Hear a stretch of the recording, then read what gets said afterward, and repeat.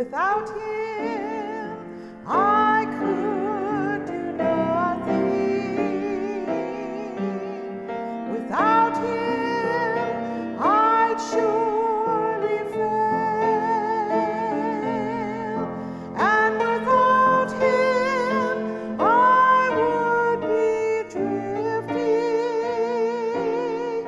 like a ship without a sail. Hi, this is Pastor Andy Stine from the Nelsonville Wesleyan Church. I'm privileged today to be sitting down with Pastor Mike and Miriam Thomas, who Pastor Mike has served here at the Nelsonville Wesleyan Church for over 32 years of ministry. And he and his wife, Miriam, came here to Nelsonville many years ago. And could you just tell us a little bit more about yourself and where you were born, where you met, and when you were married, called into the ministry, all of that. Would you just share that with us, please? You go ahead. Okay. I grew up in Belle Fountain, Ohio. I was born in Troy, but my mother was a school teacher and my dad was a minister. And so in their travels and where they were called to serve, we ended up in Belle Fountain probably when I was in the 5th grade. And my mom was a Spanish teacher, and all up through junior high and high school, every place she went, I went, because that's where we were all together. I had 4 siblings, and we ended up toward the end of high school. Then I met Mike, and we began dating and having our life together. Belle Fountain was a very large community, so when I graduated from high school, there were like 400 people in my class. So when I come to graduations and things here, and we say, wow, they've got 110 kids, I'm like, wow. So, it's a different kind of community, a different kind of life, and very enjoyable. So I went to Indian Lake High School, was born in Belle Fountain, but Indian Lake was outside of town there, and great community to grow up in, and a little smaller than Belle Fountain, a little bit more like the Nelsonville area and things like that. So that was pretty good for us when we moved here, because it was more like home. But Belle Fountain and Indian Lake probably were more rivals than really people that got along. So we ended up meeting at the same church. And so we grew up in the Belle Fountain Church of the Nazarene. And she actually, I know you can't tell by looking at her, but she's older than I am. And so she was already out of school, and I was still in high school, and I was dating her best friend, and she was dating my best friend. And so we dumped both of them and then ended up together. So, yeah. After that, wasn't too long, we decided we would get married. And before we knew it, we had 3 children, and started in the workforce. And I was a shoe salesman, and Miriam was taking care of the kids. And while we were in Galion, Ohio, lived there just 1 year, but while we were there, I felt God tugging at my heart that I should probably go to college. Well, it was several years later that we finally did decide to pack up the family, move to Mount Vernon, Ohio, and we moved there, and I guess you might say the rest is history. Went to Mount Vernon Nazarene University. After we were done at Mount Vernon, I started pastoring a little church in Mount Vernon. First Sunday there, with our 5, it made 19 people. And so it was just a small church, but we had a great time. and stayed there 4 years. After we were there 4 years, Reverend Hanks, who was our district superintendent at the time, said, hey, I got a little church down in Nelsonville, Ohio, that I'd like for you to go check out. And actually, the reputation of the Nelsonville Church preceded it, because it was one of the larger churches on the district. Back in the heyday, our church here at Nelsonville actually would have 500 people in Sunday school. It wasn't unusual to run about that much. As a matter of fact, the men's Bible class sometimes would have as many as 200 in it. And so I think one year they averaged like 116 or something like that. But, you know, it was one of those churches that we were sort of nervous about, because thought, why in the world would he ask me to go to Nelsonville? I had just pastored a little church in Mount Vernon, and so why go there? And he said, well, go down, whether you get the church or not, go down. The interviewing process will be good experience for you. And so Miriam and I packed up the kids, came down on a Saturday night. This was in July in 1987. Packed up the kids, came down, and on Sunday then we interviewed. And I remember telling Miriam and the kids on the way home, they'll never call us there. And I said, but it was good experience. And so we left, went back home, and we were at a camp meeting. And Reverend Hanks yelled across the campgrounds. And he said, hey, just want to let you know, Nelsonville asked you to come and be their pastor. And he said, I just accepted for you. And I said, you accepted for us? What are you talking about? He said, you only had 2 no votes. That's the only time in history they've only given 2 no's. He said, so I just accepted for you right on the spot. Miriam turned to me and said, what did you say? Is he allowed to do that? I said, no. But I guess he did. He did. And so, again, the rest is history. We did accept, and then decided that we would head down to Nelsonville. And Reverend Hanks actually said, now, what we want you to do is go down there and get a couple of years of experience pastoring a little larger church, and then what we'll do is we'll move you up the ladder a little bit, and you can go to a bigger church then, and after you have a little bit of experience. Reverend Hanks has gone on to be with the Lord. He doesn't know we've been here 32 years, so pretty exciting. And never decided to climb the ladder any further than what we already did. I know that it's been quite some time ago, but do you remember your transition to Nelsonville? Can you share with us what that was like? And I know, Mike, that you had came earlier than Miriam, and what was that transition like, and what were your initial impressions of the town? We came out of Mount Vernon. So Mount Vernon was a community that was one of those towns that you sort of were a part of your own little community. You didn't know everybody in the town. And so we were on the west end, that's where our church was. And so we knew some of the people down there.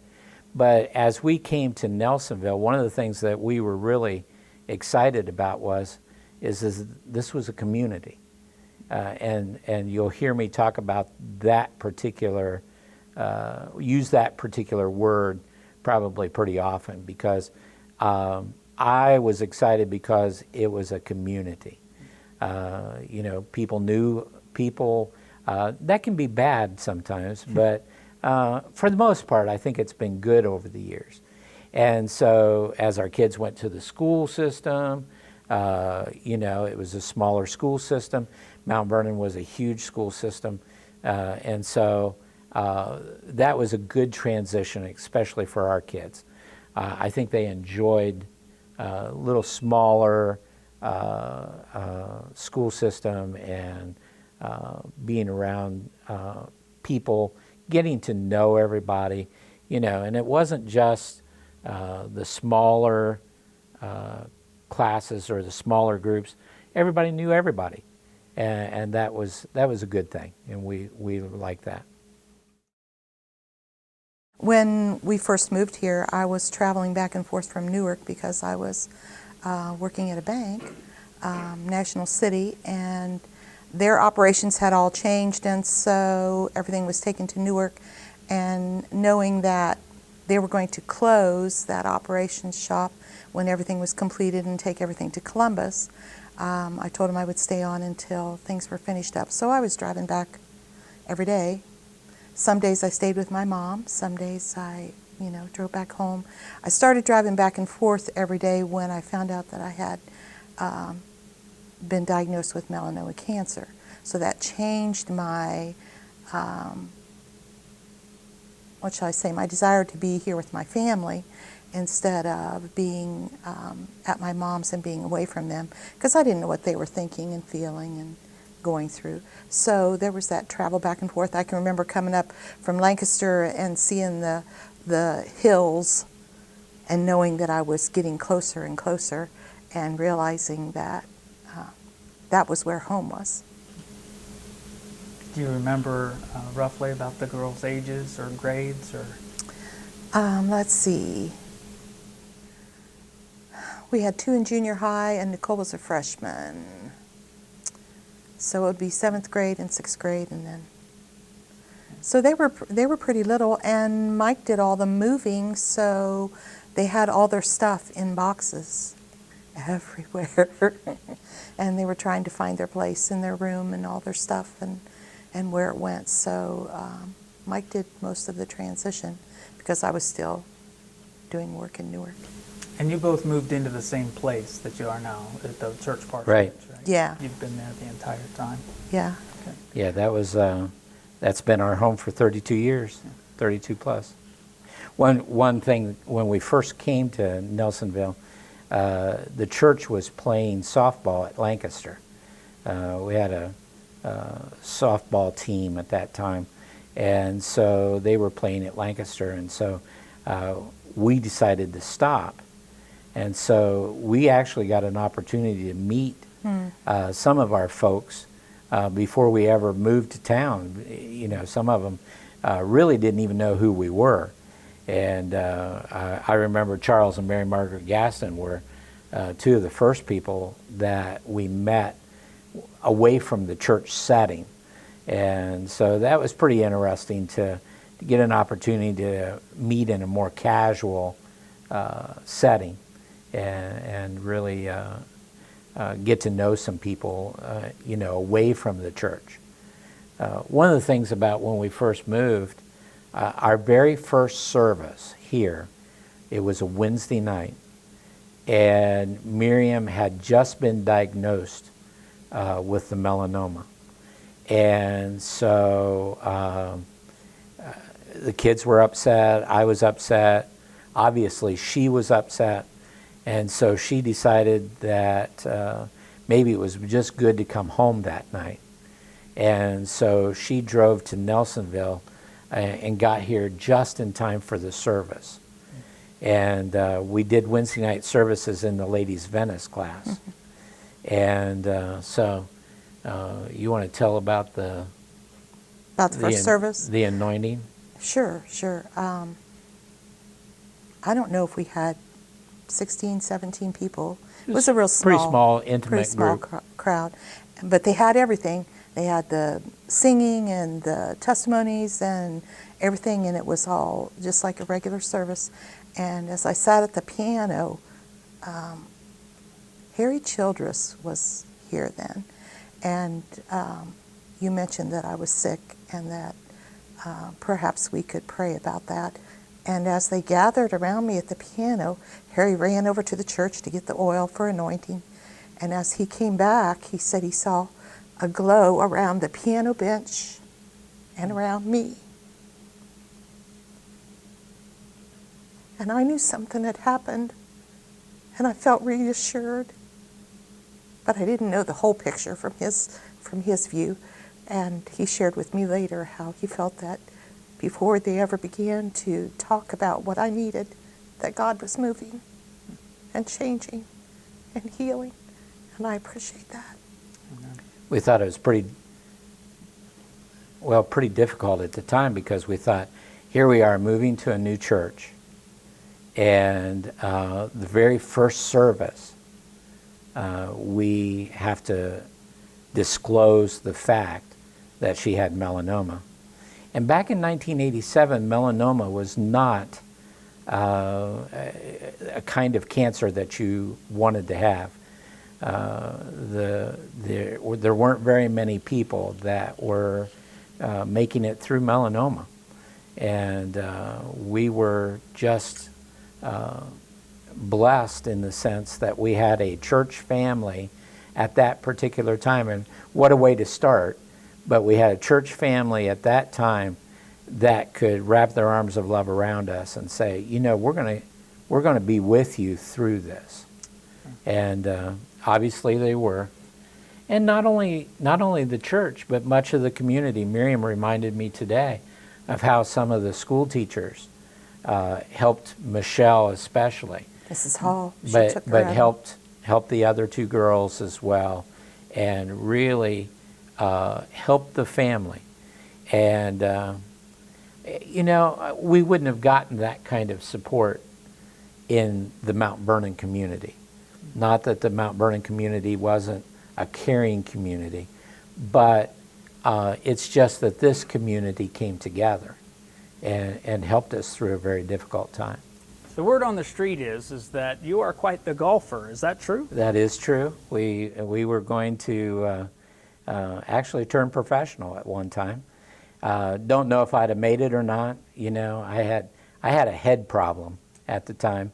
I would get a little too mad at myself if I made a bad shot.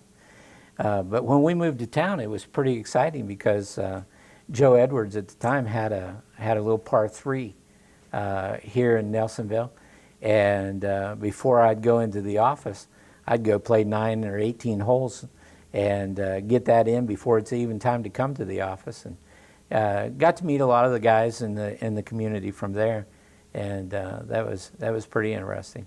Haven't played much golf since though. Well, how about some of the changes that have occurred over the years here in Nelsonville? What existed, some of the businesses and things that existed here then versus what we have now? Do you remember some of those changes and transitions? Yeah. Our kids loved Yankee Burger. They would rather have eaten there every meal. They just thought that was the greatest thing. They liked Yankee Burger.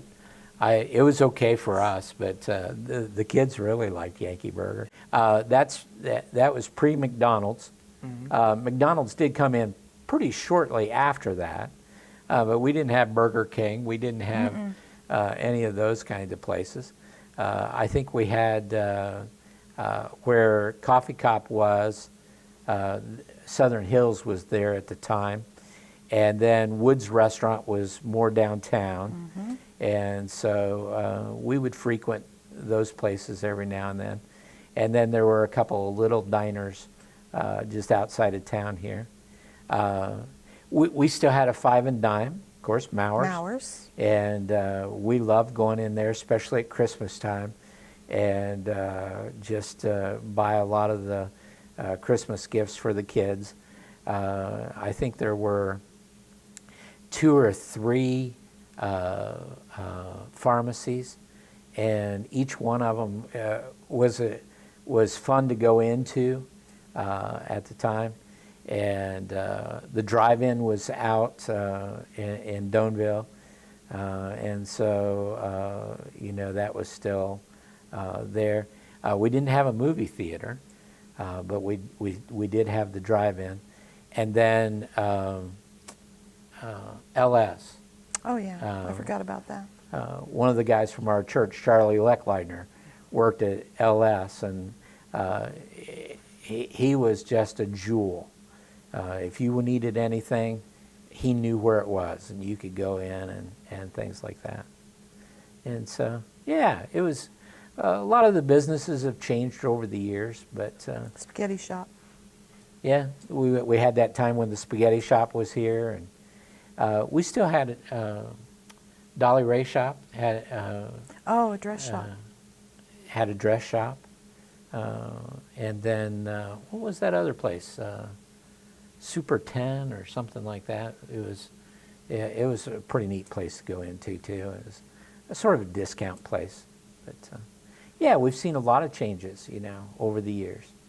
Can you share with us just a little bit more about the history of the church and where they have come from and to where we are now? Mark Hollingsworth, who was John Minsker's son-in-law, John Minsker was Mark Hollingsworth's father-in-law. Maybe I said that backwards, or one of the two ways. But they were, Mark was the pastor, John was the assistant pastor. And so I actually followed Mark, but John was still here and was still teaching the men's Bible class. And so what a great heritage that was, and that the church had as well. John had been here back in the late 60s, early 70s, and then he came back, pastored again, and then became the assistant. Him and Mark switched places. And so it was pretty neat to follow those guys. Mark went to Oklahoma. As a matter of fact, what's peculiar is Mark went to Oklahoma, pastored a church for 2 years, and then he moved to a church in Edmond, Oklahoma, and he's been there since. So he's been there over 30 years now, and so I've been here 32 years, and so pretty interesting, the correlation between the two. But John was here, and at the time, everybody wanted John to do their funeral. And I thought, wow, that's pretty interesting. And so, especially if it was a person in the church, I would go, and John would say, hey, would you pray, or would you help me out here, or would you do this? And he was a master at doing a funeral service. He was just unbelievable. And I thought, man, and I learned so much from him over those beginning couple of years especially. And it was nice to be mentored by him, and how wonderful that was. Back pre-1968, the church was a Pilgrim Holiness church, part of the Holiness denomination. And in 1968, they merged with a group called the Wesleyan Methodist. And so the Pilgrim Holiness and the Wesleyan Methodist merged to form the Wesleyan Church. And so our church was pretty conservative over the years. And so they came out of that fairly strict, conservative, holiness movement that was taking place, especially in the 40s and the 50s. And so as we go into the 60s, then it begins to change a little bit. And so after Reverend Minsker left and became the district superintendent, a guy by the name of Dick Lupton became the pastor here. And Dick was not quite as conservative, I guess that's the best way of putting it, than what Reverend Minsker was. And so Dick was really one of the guys that paved the way to really start thinking about children's ministries and the teens and things like that. Started opening it up a little bit. And that really helped pave the way for Mark, when Mark then became pastor in the early 80s, the mid 80s. And then when I came in, especially in the late 80s, then really helped, because I think our church was very in tuned to children's ministries and teen ministries, youth ministries at that particular time. Well, 32 years is quite a long time, and so can you just share with us what your focus in the ministry has been? Both of you, I know that it's a team effort, and has it changed over the years? I think one of the things that we talked about, especially when we even just went into ministry, was that we wanted to be a family. We wanted the church to become a family. That's sort of our mantra. I'm so glad that I'm a part of the family of God. And so we wanted to do things that would build the church as a family. And so the very first thing that I sort of wanted to do was, when we come to Nelsonville, we're going to love the people.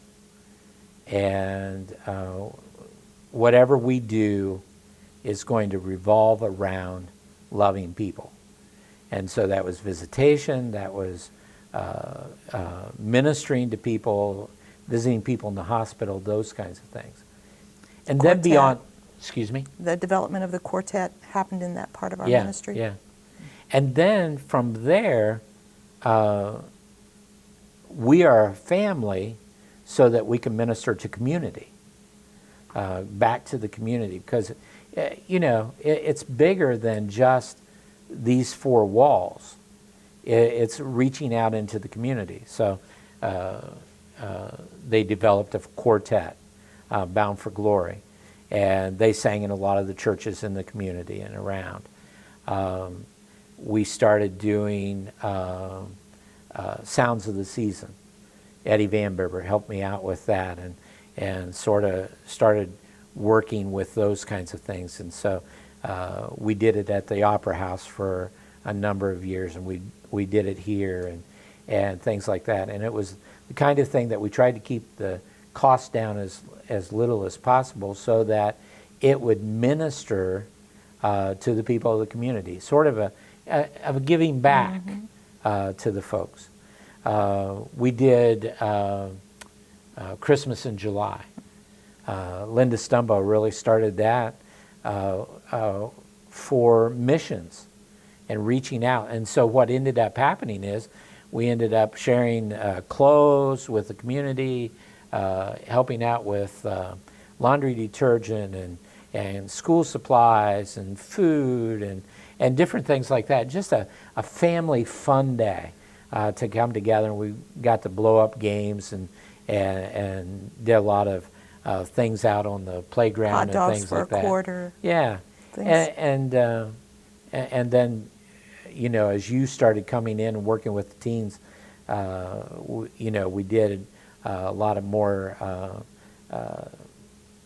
games with the teens and stuff like that. So it's just been one of those things, reaching out into the community. And then our church, one of the things that we did was try to involve all the churches of our community.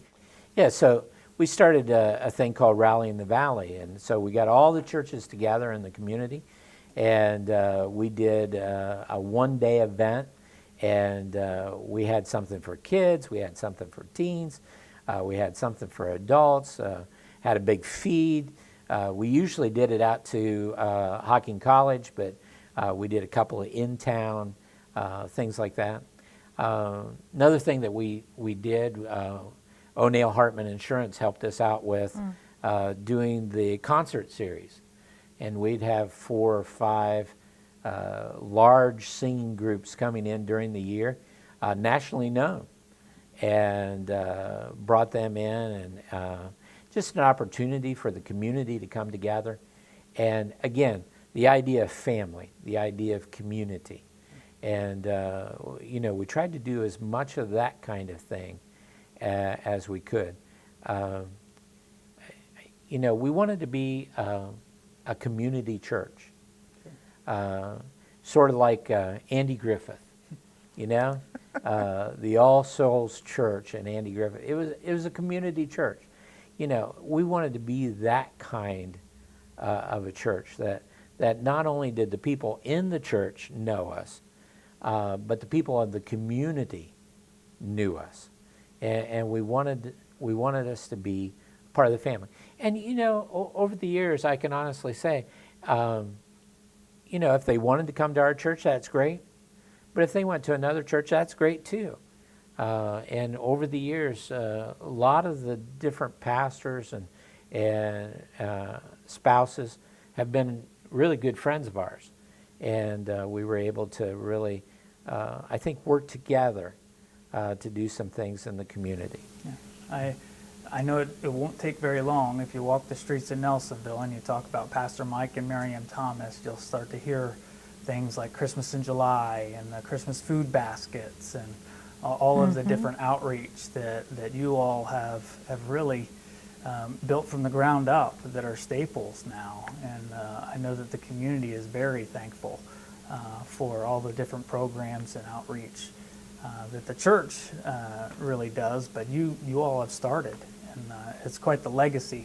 32 years, quite an impact that you have made on the community. And I can honestly say this: we're sad to see you go. To retire and move on. And tell us a little bit about what you're doing now. I know that you're retired, but you're not gone yet. So, yeah. Still doing 20 hours a week, and assistant pastor. I guess they consider me the care minister. Miriam's still teaching Sunday school, still playing the piano. Well, not right now. Well, not during COVID, but this is really our home, and so when we started making the transition, one of the things that was good is that our son-in-law became the senior pastor. And so that's pretty exciting because he said it was okay for us to come here to church. Normally, when you leave, when you resign, you have to leave. And under these circumstances, we were able to stay on. And so we're excited about still ministering, still doing care ministry. And really, that's what I love to do the most, is the visitation and things like that. Unfortunately, haven't been able to do that very much because we've been in isolation. But that's really what we love to do. And so for the next 2.5 years, we're going to be doing that. And then who knows what's going to happen. We just, maybe a lot of people don't know, we just took on the Logan campus. And so we have a Nelsonville campus, we have a Logan campus. And so we're going to be ministering there some. And so that'll be a good addition to some of the things that we're doing. And then, like I said, who knows how long we'll stay, but we don't really have any plans of leaving. Maybe end up buying a house in the community, and at least in the surrounding area. And, one of the things, one of the first questions you asked was, what was our first impression of Nelsonville? And, one of the things that we have loved about Nelsonville and Southeast Ohio, it's a little slower pace. Mm-hmm. It's a community-minded area. That's who we are. And so I think it's interesting. I think we fit in. And so really, 32 years here, it's longer than we've lived any place else.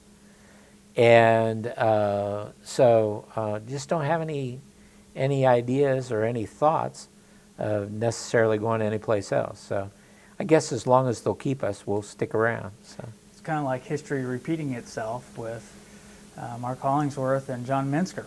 Yeah. Right? Kind of handing things over back and forth a little bit. And, Miriam, we know that you're recently retired. Do you want to talk a little bit about that?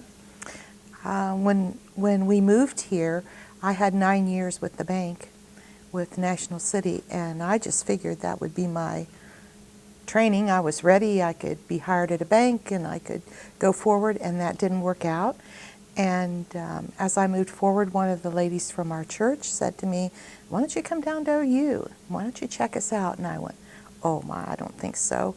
And she said, she called me one day at home and she said, "I have a cancel. Come take your typing test, get yourself down here and get going." And from there, things just moved forward, and it turned into a 30-year adventure. And I spent 30 years with the Heritage College of Osteopathic Medicine, and I ended up in the Human Resources Office toward the end of my tenure. And so I've had lots of experiences and lots of growth. Went to school for 2 years, got my associate's degree at OU. My oldest daughter graduated from OU, went to her master's with no indebtedness because of the benefits of being a child of an OU employee. Jennifer started at OU, and then she married and went somewhere else with a young man and finished her degree there. And Michelle lived at OU for a while. I'm not sure she took very many classes. And then she went out on her own and became a hairdresser and borrowed her own money and went to school in Columbus and did all kinds of things that really surprised me from where she was headed. And it's just been a great opportunity for me to look at something that was different than what I was used to, but I could learn something new and cultivate a new career, and God could answer all those things that I needed in my life for my children and myself. And back then, the church really couldn't afford insurance. Oh, that's true. Because insurance at that particular time was just out of sight. I mean, it was $1,000 a month, you know, that kind of thing. And I guess it's even more now. But at that time, there was no way that they could provide it. So when she went to OU, I got my insurance, I could help be for on the her family. insurance and things like that. So it's been a great blessing. Are you getting much use out of that rocking chair that they gave you for 30 years of OU? I haven't been able to go shopping yet to get the padding. It's a wooden rocker and it's gorgeous, but I need a padded inset, so it's a little less firm. Well, I really appreciate spending some time with you today to ask you a couple questions. I do have one more question, and that is, you know, how many years have you been married? Too many. Can you say that? No, I can tell you. Okay. It'll be 48 years this year. 48 years being married. You're both retired. 3 daughters, 2 sons-in-law, and 6 grandchildren. 7 grandkids with Alex's wife. Alex is now married. Yes, 1 grandchild is married, so technically 7. What are your plans now? What are you gonna? Do you even like each other anymore after all that time? Do you have any other plans? Notice he's got that smile locked on his face. Yep. Well, as soon as the traveling restrictions are over, I'm gone. We have 2 weeks vacation coming that the church gave us for a retirement gift for me, and so you know, we had to cancel those plans. As many others have too. Yeah, as many others have too. So as soon as those restrictions are over and the resorts are opened back up, maybe we can go traveling a little bit. So. Well, thank you so much for sitting down and sharing with us today. We really appreciate your livelihood and your legacy in which you leave, not only here at the Nelsonville Wesleyan Church, but also in the Nelsonville community. Thank you so much.